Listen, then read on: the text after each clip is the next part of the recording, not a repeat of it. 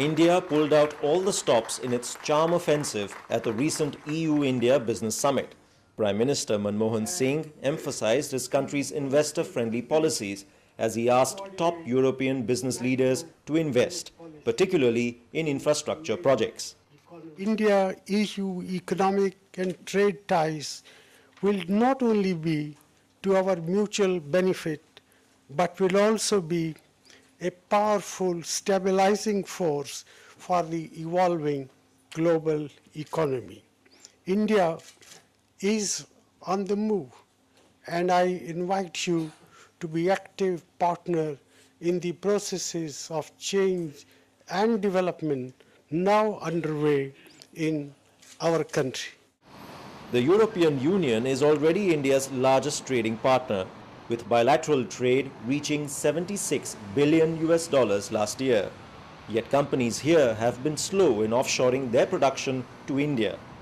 French companies have been outsourcing. If you look at classic example is Airbus. They're able to outsource its technology, components, different geographies within continent Europe itself. But they have not been offshoring. Offshoring means going to the shores of India and taking some of the mission critical application and have the Indian companies try to solve that. This is a new experience from the French companies, and I think it takes time. Not so for Indian companies like Bharat Forge, which are actively pursuing acquisitions in the EU.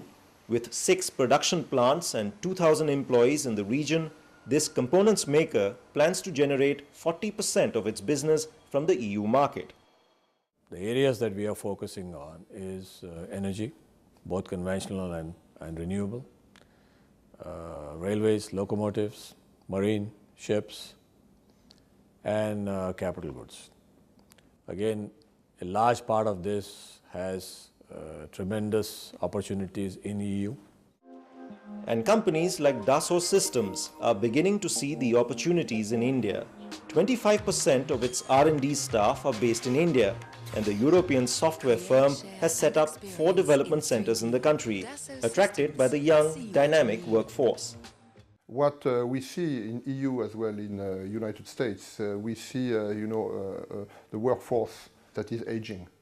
And so those guys have very, very good know-how, but we need to transmit this know-how to a workforce which is much more younger.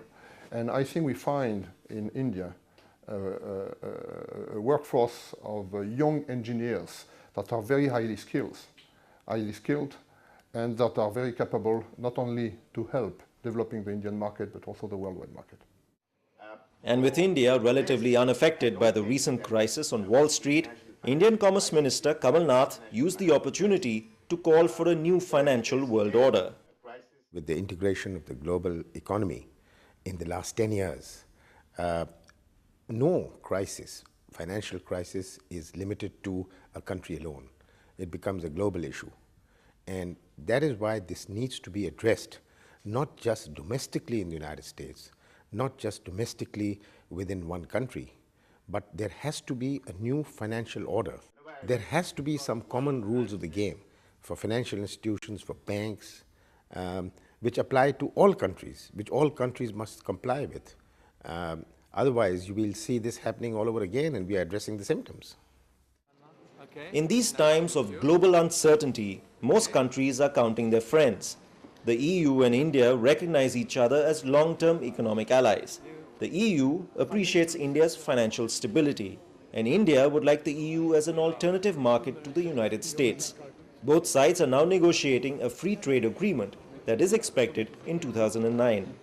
We want to have tariffs being lowered. We want to have services more open, and we want to have some questions linked with investment being facilitated, such as intellectual property, patents, and these kind of things. You will see many more companies from India investing here. You will see the reciprocity, and you will see the trade links becoming much stronger. It will be truly quite unique given the other FTAs around the world that India has signed. Reducing trade barriers sounds like a good idea in a world facing a potential recession. And if India and the EU double their bilateral trade to $140 billion in the next 5 years as planned, this is one relationship that could cheer investors from Reykjavik to Bangalore.